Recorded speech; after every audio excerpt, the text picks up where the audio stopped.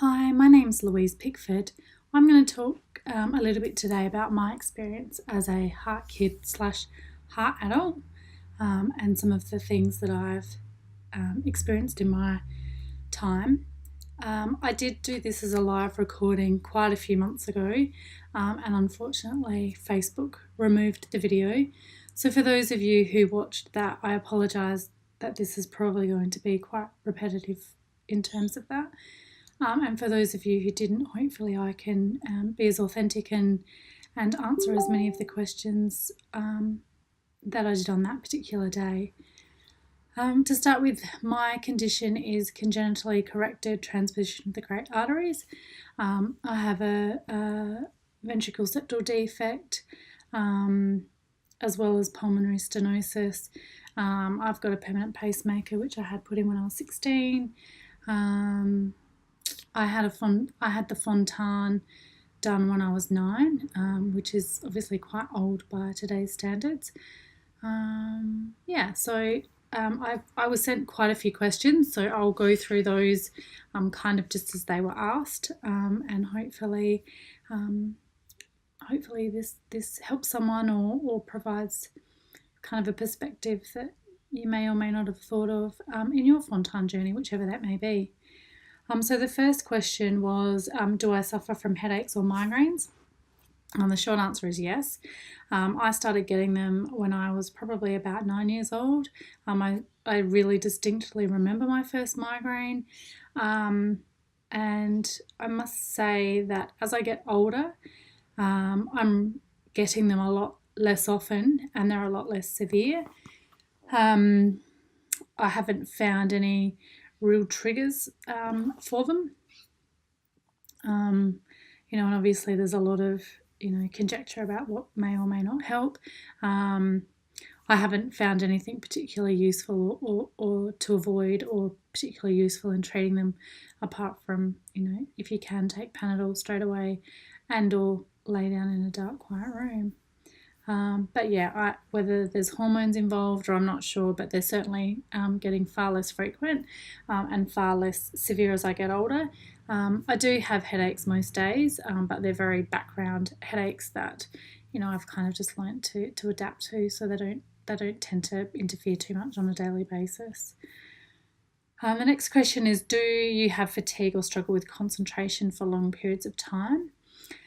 Again, fatigue is something that I definitely do suffer, but not to the point that it affects me on a day-to-day basis. I think as a heart person, I have tried very hard to be normal, and in doing so maybe have ignored fatigue at periods of time where perhaps I shouldn't have. But I do think that, we kind of just soldier on.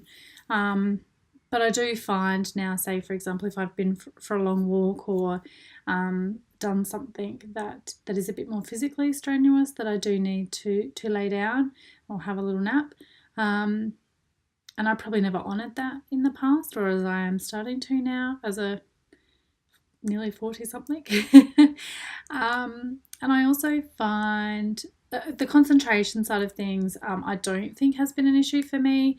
I finished year 12. I got a degree when I left uni, and I'm currently studying for another degree. I enjoy the study process, and I don't find that doing that for any long period of time is an issue. So I would say as a general rule, no for that perspective. The next one was, how do you cope with this while I was pregnant and when working? The fatigue while I was pregnant was very difficult. And pregnancy and work was very difficult. I actually stopped working when I was 12 weeks pregnant for a number of reasons, fatigue being one of them, but also I had suffered 2 miscarriages in the past and was bleeding at about 11 weeks of my third pregnancy, and obviously wanted to do everything that I could to make sure that it was a successful pregnancy. So chose, with the support of my cardiologist, a GP and obstetrician, to stop working really early And fortunately for me, that had a positive outcome. The fatigue while I was pregnant was obviously, because I wasn't working, was okay, because I was able to rest then. Fatigue while I'm working is a more difficult one. I work as a registered nurse. I do shift work. I do on-call and I'm called in. I do late earlies. And that comes with a level of fatigue on top of, being a Fontan. And again, to be perfectly honest, I'm probably someone that has just pushed through, slept when I could, and just dealt with being tired. I don't know, just ignored it, I guess. Maybe not the ideal situation, but it's certainly nothing that has ever held me back or stopped me from working. I've been very fortunate in that regard. Someone has asked about my exercise regime. So in the past, as a child, I played netball, tennis and basketball. I struggled with all three of those and eventually was told to stop when I was about 14. I vomited most games, obviously putting way too much pressure on my organs. So that was stopped. I found that very difficult as a teenager. I grew up in a small country town and sport is integral to that lifestyle. So I did find that very difficult emotionally and socially. And then also after that, I gained quite a significant amount of weight, which is obviously not heart healthy either. So to combat that, I've obviously modified my diet fairly significantly over the years. I eat very clean now, which I'm finding is also beneficial to my liver. The research is showing that Fontan patients do have liver implications, and so by eating clean, processed free, sugar free, dairy free, organic when I can, and mostly just unprocessed, that has been beneficial. And from an exercise point of view now, I walk quite a lot. I'm looking at doing a 35k 5-day walk next month to celebrate turning 40. And so walking is good because you can do it anywhere, it's free, and you can do it at your own pace. I struggle if I'm walking in groups, and my walking group of friends have learned that they need to slow down quite a lot if they want to be a part of that group, and they're very supportive of that. And just to build up your fitness slowly, start by doing 500 meters, and if it takes half an hour, so be it. It doesn't matter. You don't have to keep up with anyone. You don't have to, meet any requirements. It is what it is, and you need to listen to your body. And, I have found walking to be the most beneficial. It's good for your mental health. It's certainly good for your physical health, because once you've achieved a small goal, you can move on to a bigger goal, and you can, it's endless. The possibilities are endless. You can add hills. You can be flat. You can do it in so many different environments. You can do it when it's raining. I do think that that's good. Last year we also started doing karate. We did that more for my son than for me, but we do it as a family, and that has been amazing. Again, it's something that when you're honest with your instructors and you're honest with yourself, you can do it at your own pace. There is contact involved, and I have been asked about that.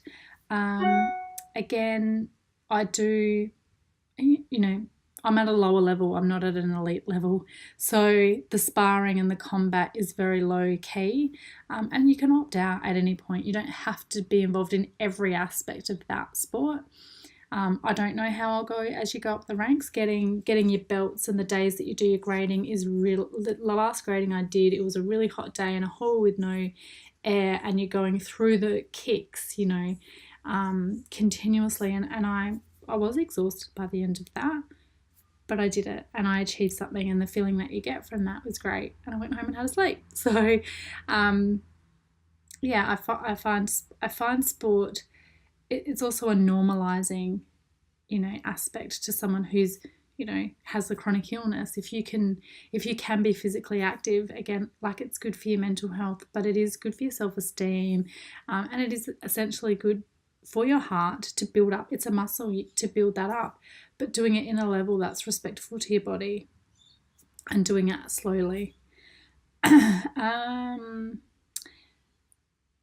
let's see what else I was asked. In my adult years, what has been your greatest challenge with regards to your heart health? There's been a few. Arrhythmias. I have suffered quite significantly with arrhythmias, which is really inconvenient. Initially very scary, not so scary now that I know what's going on.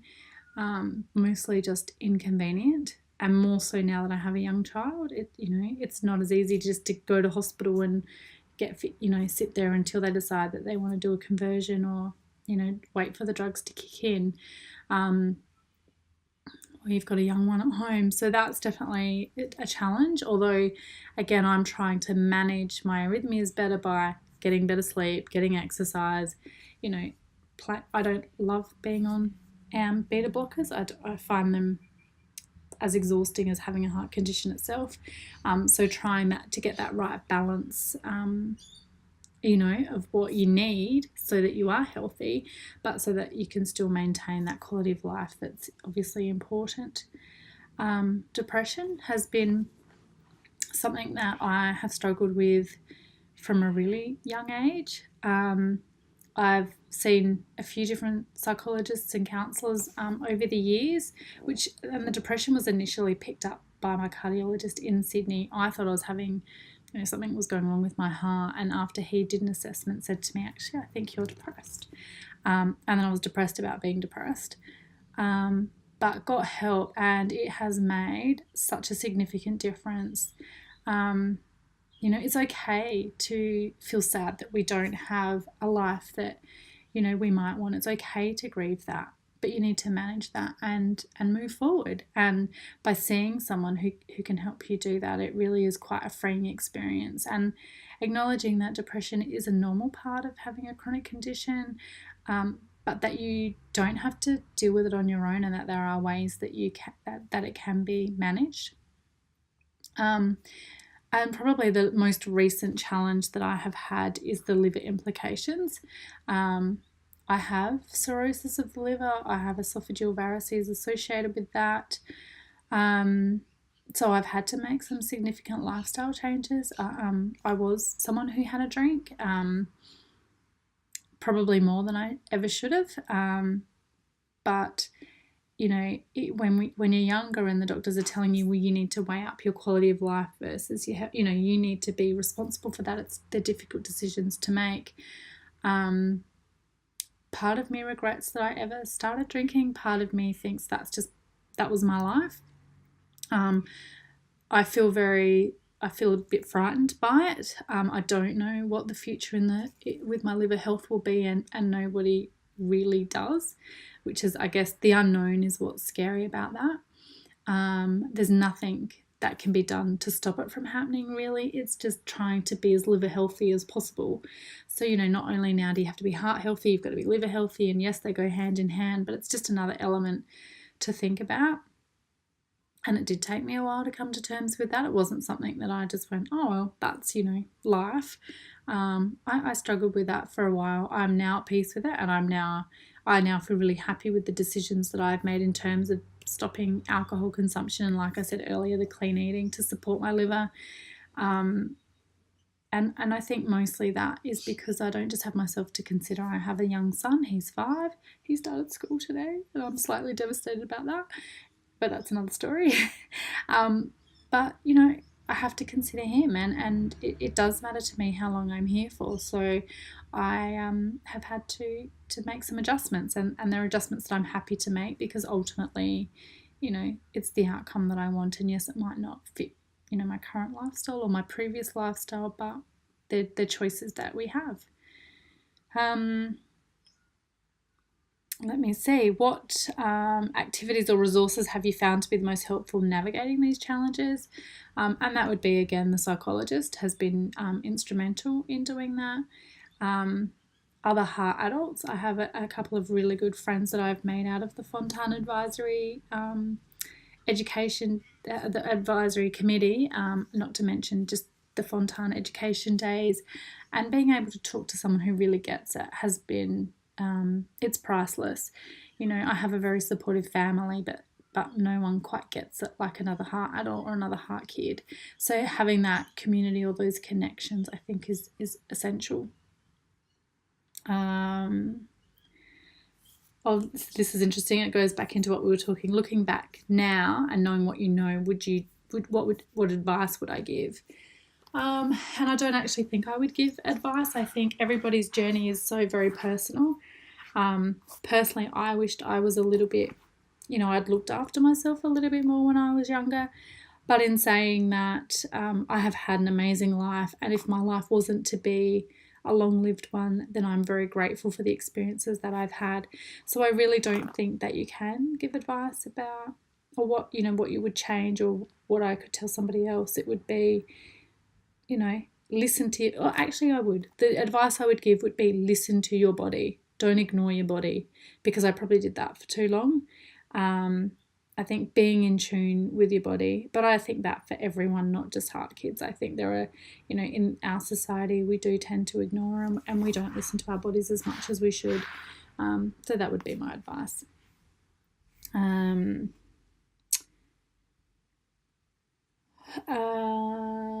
So sorry, I'm just reading over these because some of them are a little bit the same. So what symptoms or changes in your health have surprised you? The biggest surprise for me was the cirrhosis. I was gobsmacked, to be honest. What level of exercise would you say you do? I've explained what I do, and I would consider it moderate. How does my body cope with exercise?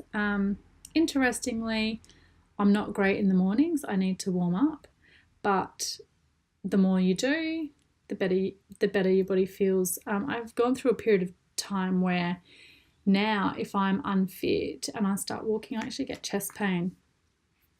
And that was a fairly new symptom about 12 months ago. And obviously I was like, crap, I'm having a heart attack, or, is this, what's going on? It's quite frightening when you get these new symptoms.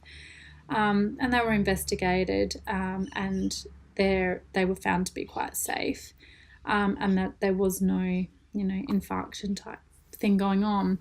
And so then it became a mental thing of pushing through that pain, because I found that once I'd actually warmed up, that chest pain disappeared. But it's really difficult to go, and I don't recommend that anyone do this without advice from your cardiologist. But for me, if I can get fitter and get through that fear and that it's uncomfortable. And, I take my hat off to athletes that push through discomfort, because that's minor probably compared to what these elite people do. But it's a really uncomfortable feeling. But if I can push through it for, say, 7 to 10 minutes, then it disappears. And so I would say don't let symptoms necessarily stop you. Get them investigated. Make sure you're safe always.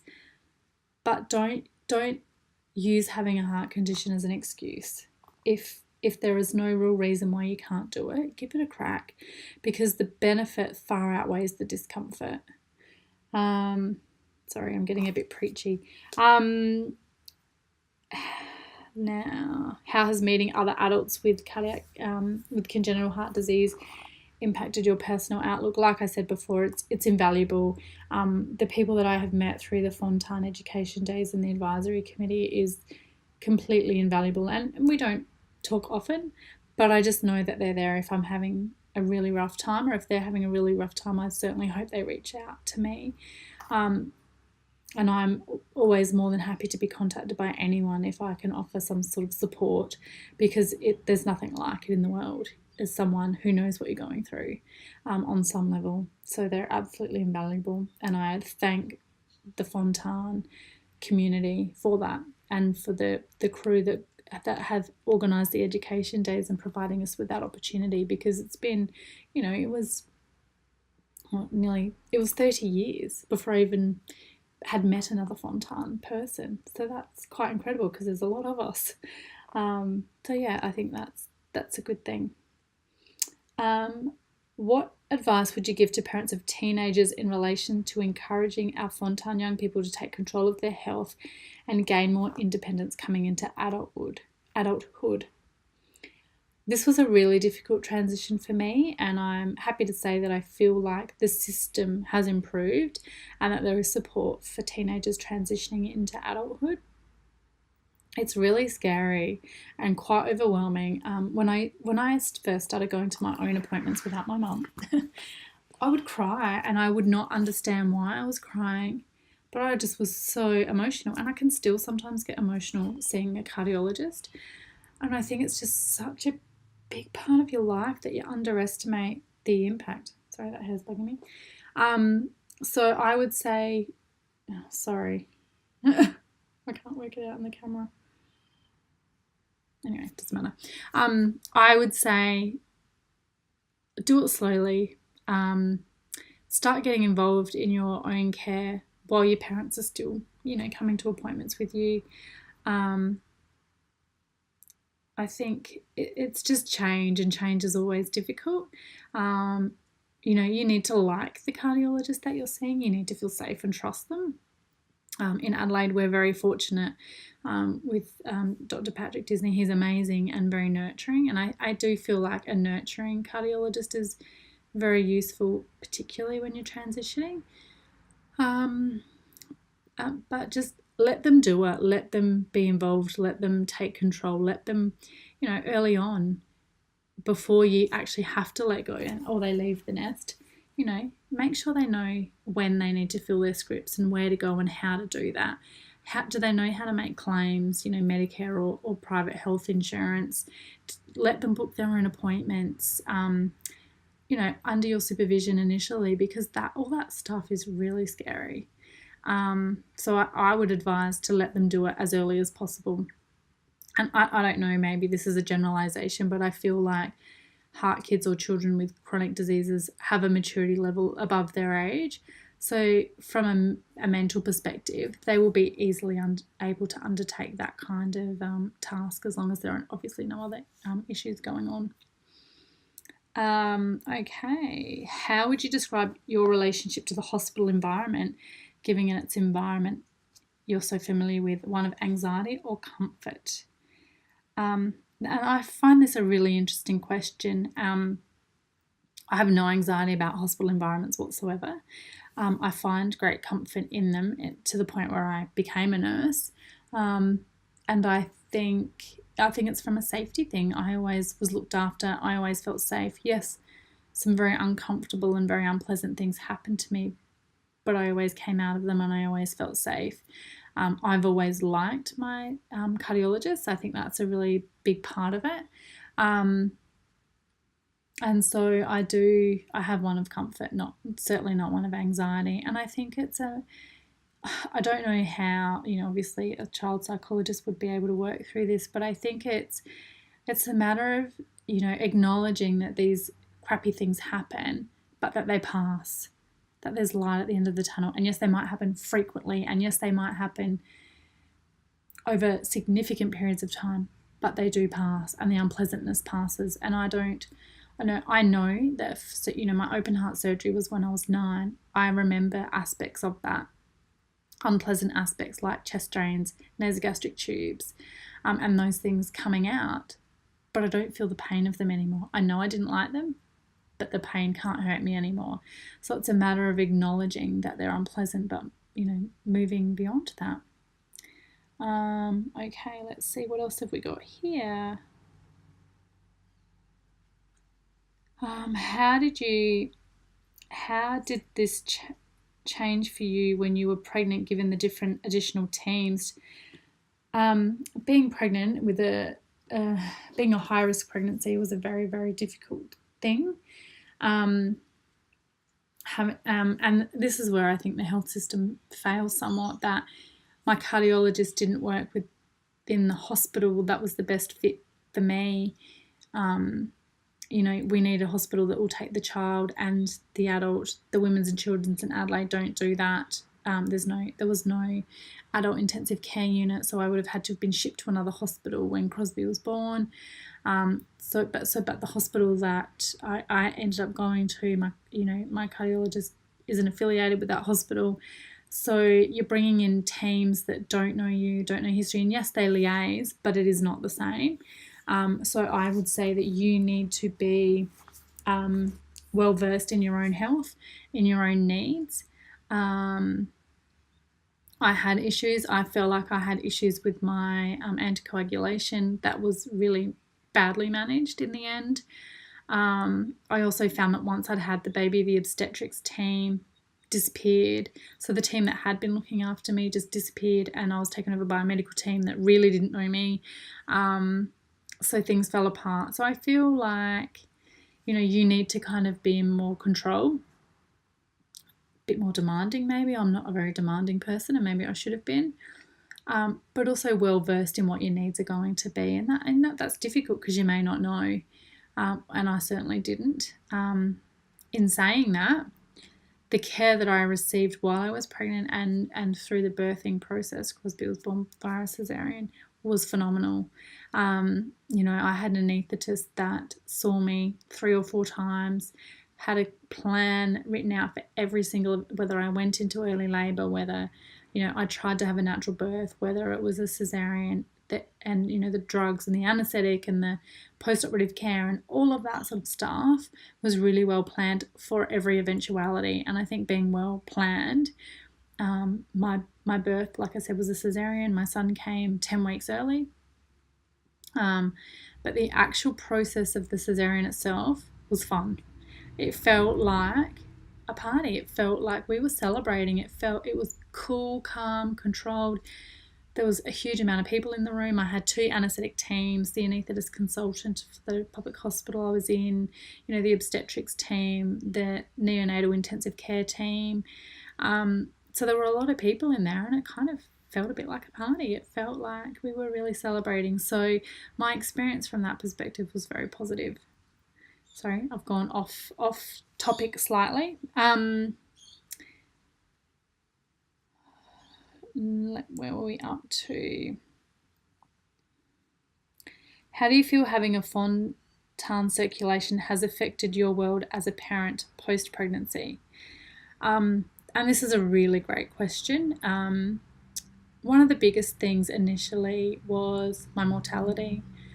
I thought a lot about getting pregnant and surviving being pregnant, or coping being pregnant, delivering a live baby.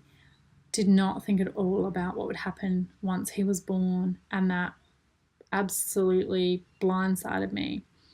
The sleep deprivation, alongside with the fatigue that you already have, the demands of a child that are 24/7, a fear, a kind of, when he was born, what have I done? I have brought this child into the world, and I don't know how long I'm going to be here for. What have I done? And that surprised me. I wasn't not prepared for that. It took probably, he's 5 now. I would say the first 2 years of his life, I was extremely unfit. And that was really difficult to lug around, a baby carrier and a baby, or to have a pram, but a baby that won't go in the pram because they're screaming. And so you've got to push that and carry, and the lifting and the pulling and the carrying, and all of that is physically really hard work. And I wasn't fit enough to be doing it. I felt like I needed to be in some sort of rehab after I had him, and I didn't know at the time, that we have access to exercise physiologists. So I wished I had, because I think that's a really useful service to take up in that scenario, and I certainly would have if I'd known about it. We live not near my family, so I didn't have that family support. I didn't, I have a very supportive husband, but he works, so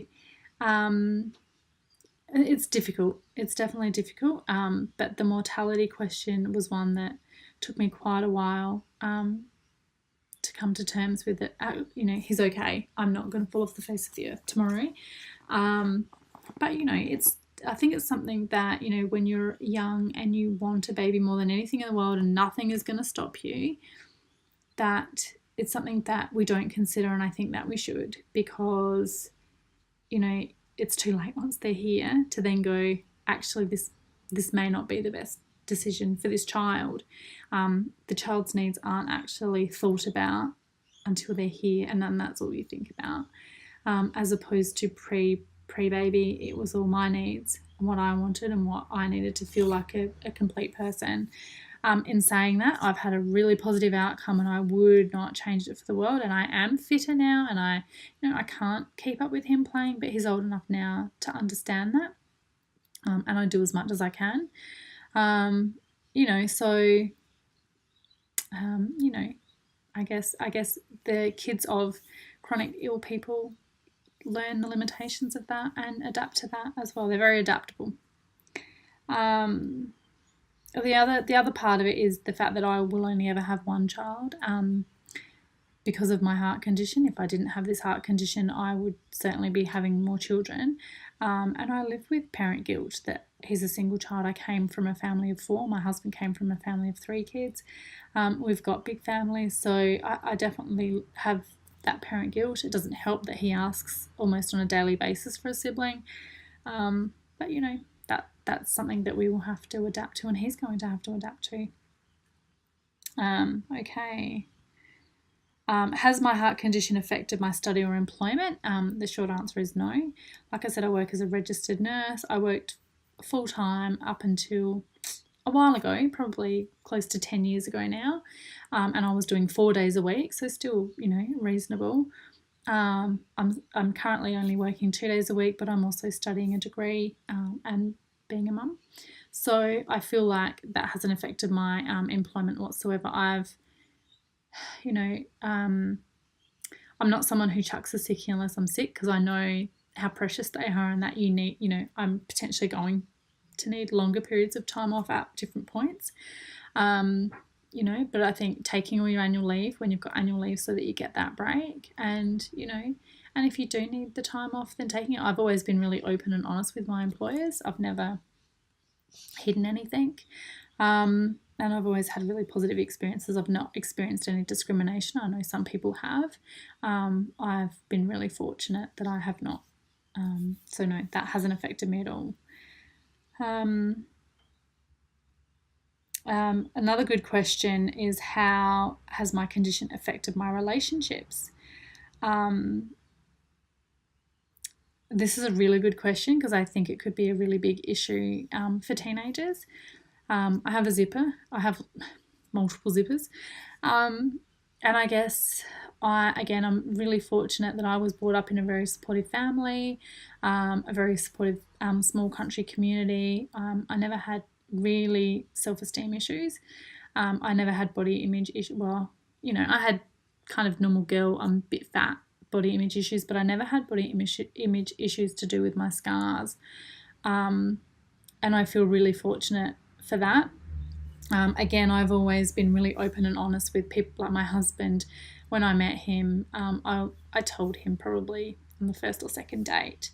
It would have been fairly early on in our relationship about my heart health, and obviously, when you're in, intimate relationship with people, they're obvious, and it's never been an issue for any past partner, or certainly for my husband now. And I think as adults and as parents of children, we need to, for kids that do have self-esteem issues, it's a sign of strength. Like, how amazing are you that you've had this and you are here? You are strong, and that is just your little reminder of how strong you are. And I do think, because I feel very fortunate that I haven't had those issues, but I'm sure that there are plenty of, particularly females, maybe males, I'm not sure, that have these issues. And a lot of my scars are not, my zipper from when I was 9 is not too bad, but the other ones are all keloid and a bit lumpy and, purple. But it's just part of who I am, and I accept that. And if somebody doesn't accept that about you, they are not worth having in your life. And as tough as that may sound, and as hard as that is at the time, that is a reality. If someone does not accept your body and what it's been through for what it is, get rid of them. They're not worth being there. Because, you're human and you're beautiful, and it's all part of your journey. So embrace it. Okay. What challenges did you and your family face with regards to medical treatment, supports and services growing up outside a major capital city? So that came from a question of someone who knows that I grew up in a country town. I grew up 700 kilometres away from Adelaide, in a very small town. The benefit of that is that we have a very small community and they're very supportive. The difficulty with that is that there are no medical facilities specific to my condition. Mum and I had to travel to Adelaide for any checkups. I'd obviously have to be away from family and friends if I was having any procedures. And even when you're within Adelaide, you go to Melbourne for your heart surgery and things like that. So being away from your home environment is hard, and I imagine it is so much harder for the parents than it is for the child, because the child's doted on and looked after and their needs are met and they're well looked after. I do think as a community we need to really support those parents. Again, I've had a very fortunate upbringing. I was very fortunate. I had an amazing general practitioner in my country town who was quite conservative.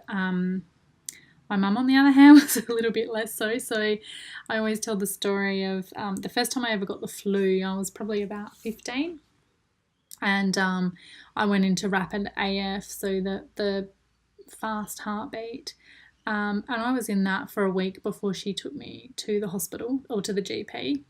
And the GP kind of took one look at me and got the air ambulance with the intensive care team from Adelaide. And, a couple of hours later, I was in the women's and children's, and probably reverted in an hour's time and back to normal. But so having a doctor that you can trust will contact the right people. I mean, there's lots of phone consultations, there's lots of avenues for them to get that information, even if they're not there. Nothing ever. I had arrhythmias, I had things, not quite right with me, but I was always safe. I travelled overseas. I lived in London for 2 years, and we travelled extensively. I've travelled to third world countries. I've had issues. I went into AF in Italy, where in very non-English speaking, and with the help of a translating dictionary and always carrying my medical notes around, they managed to work out what was going on and what treatment was needed.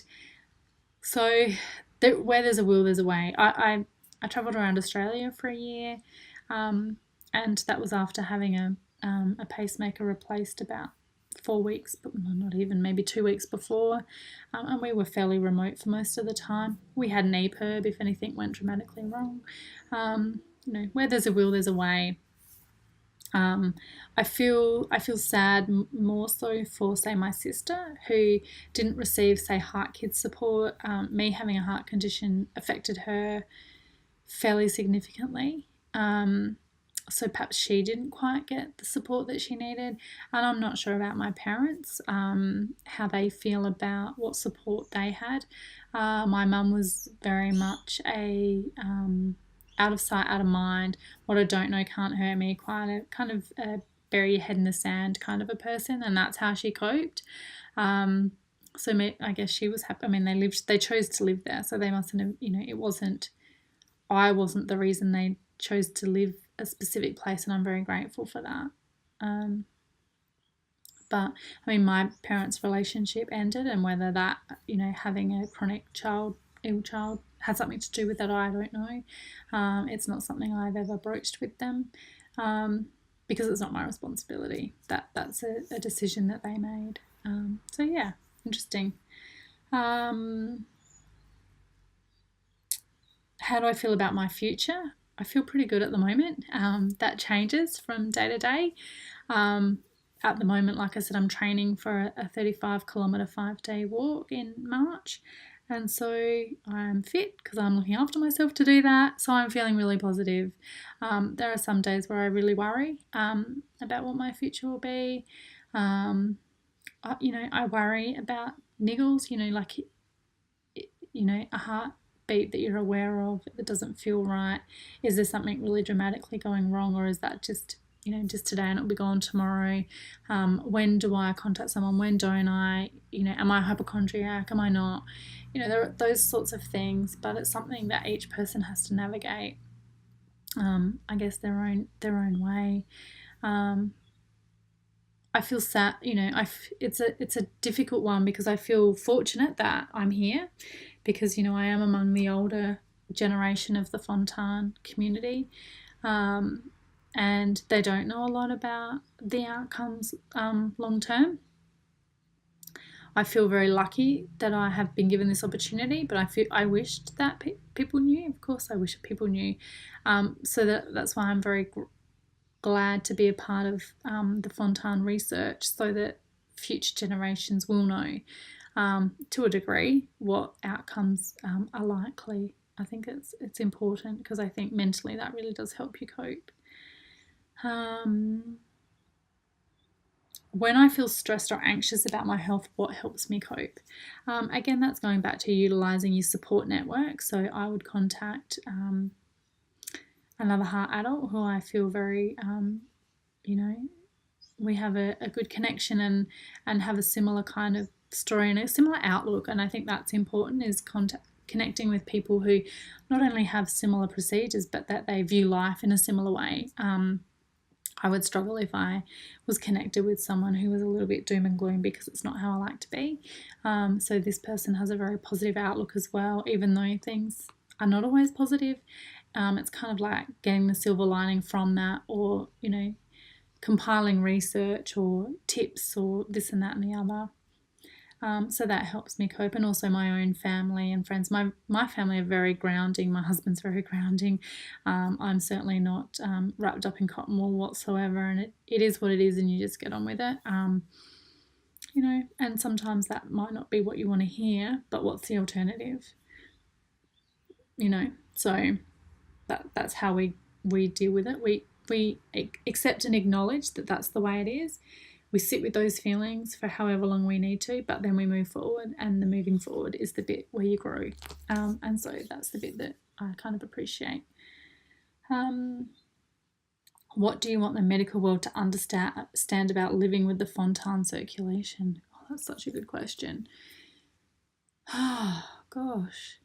Firstly, that we know our own bodies. If we don't feel right, we don't feel right for a reason. I feel like we're not hypochondriacs, that we need to be listened to, our needs need to be listened to. And it might be that, I was, again, fortunate. I had a cardiologist that could acknowledge that, no, there wasn't anything wrong with my heart, but there was something not right. What could that be? I wasn't just wiped away. What I would like to see for the future is perhaps Western medicine and complementary medicine join forces, because I think there's a lot that could offer if it's some mindfulness, some meditation to help with the anxiety. Maybe there are some good herbal remedies that can support liver health. I would like the two to work together for the benefit of patients, and not just think one can fix something with the exclusion of the other. And I think that's mostly it. I feel like they do a pretty good job. I feel like they do a tough job, and I feel like they do a really good job. But I do think listening, and also, actually, this is a good one, I've just remembered. I have had a couple of experiences where doctors, particularly young, fresh out doctors, have made really outlandish, unfounded, sweeping statements about my condition. For example, I had one doctor who, this would have been 15 years ago, again in London. I was in AF in the hospital, and this young doctor walked in and said, I hope you're not pregnant, and I hope you're not thinking about having kids. And I was like, well, I'm not pregnant, but what, because you just won't be able to cope with that. Well, as it turns out, I can. So there's no need for you to make those kinds of sweeping statements if you're not my cardiologist. Another example I had was I woke up after a cardioversion, and the intensivist said to me, well, you'll be on the transplant list, won't you? And that was the first time I had ever heard about a Fontan person needing a transplant. This was quite a few years ago.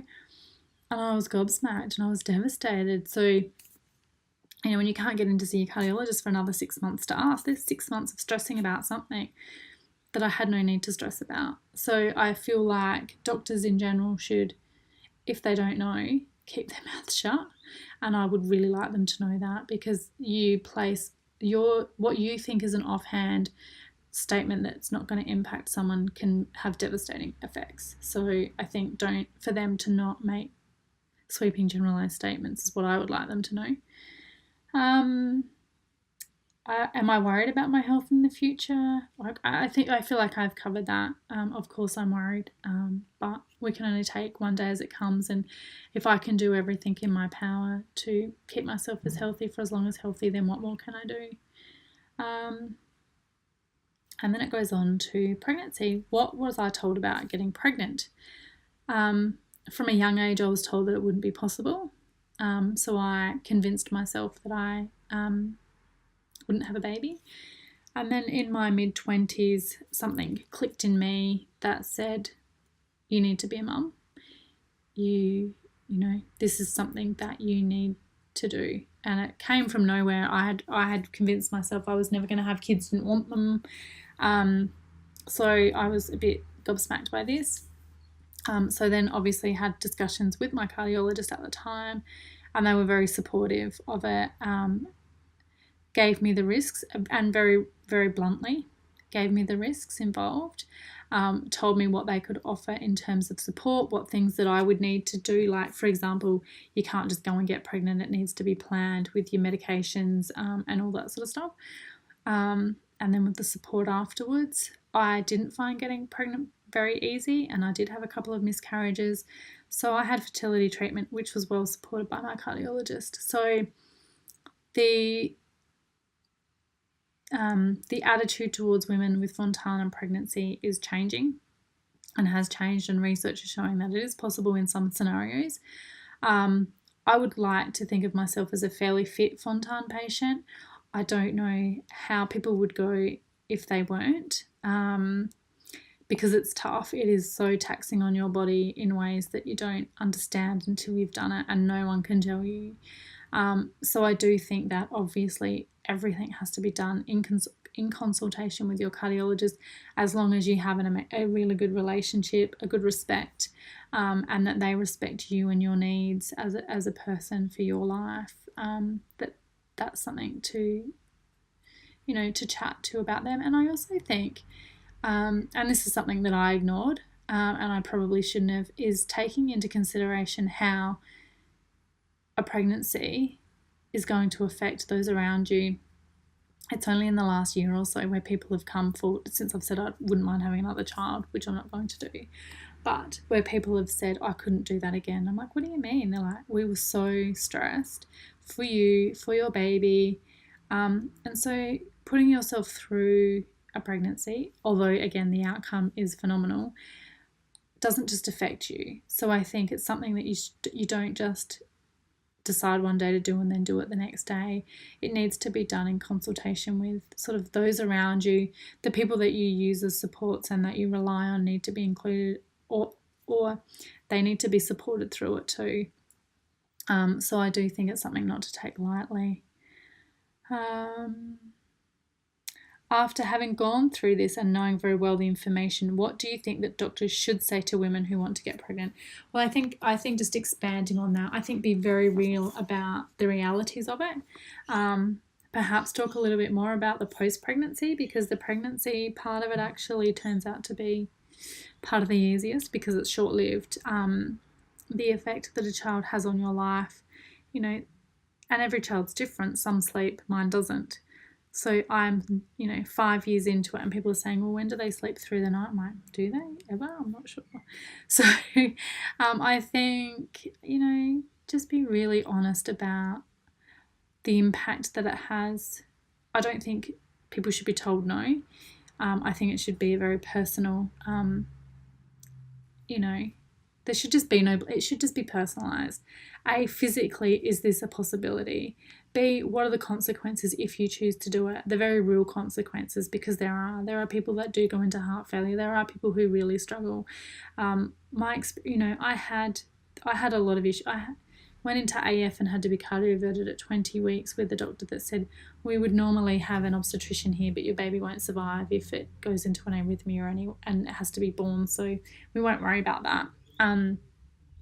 There's I had wound breakdown and hematomas because my anticoagulation wasn't quite right, and I had to have daily dressings for 10 weeks with an open wound. I went home with an open wound that had to be packed, and it feels like it was a long time ago, but at the time, these are really sick, and it was traumatic, to be honest. The pregnancy and birth was quite traumatic. So you need to be not only physically fit, but you need to be mentally fit to be able to cope with the very real consequences of a pregnancy. And again, I would not say no, because the benefit far outweighs any of that trauma. But you need to have all the supports in place, and you really need to have a great collaborative team. And I would hope that that's what a doctor would say. Yes, let's consider this. Let's consider what we can do to support you through this, who we need to involve, and make sure this can work in the safest, healthiest way possible.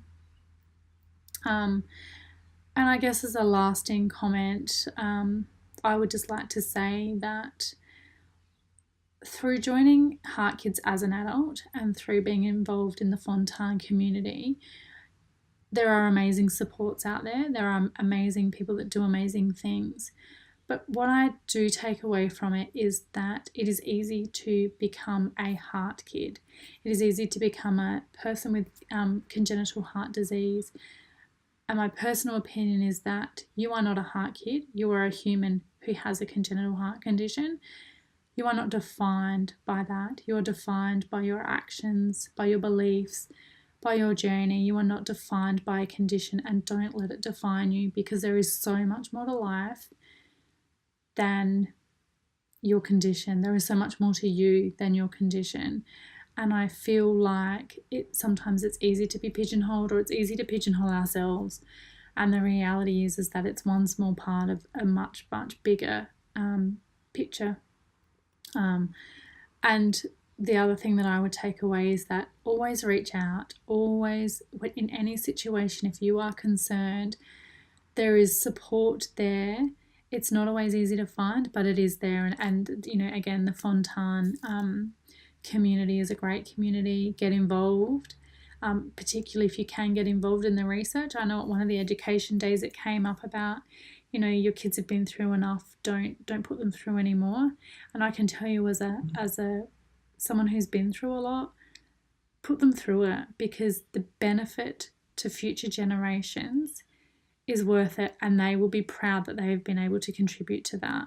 I would love to have been able to do that right from the word go. I'm glad that it's happening now, and I will do anything that is asked of me if it gets some information for people. And I think you'll find most of the adults feel a bit similar, that, we want the information, we want it to be there for future generations, because the unknown is actually the scariest. And yes, your kids go through a lot, but they are resilient. Kids are really resilient. And as long as they have love and support, they'll be okay. I'm always happy to have questions thrown at me, or information, or if you ever need to get in touch with me, the Fontan Advisory Committee know how to do that. And I'm always willing to talk to someone about any of these issues. Nothing's off limits. Okay, I hope you have a good day, and I hope that this brings some kind of use to you. Okay, bye.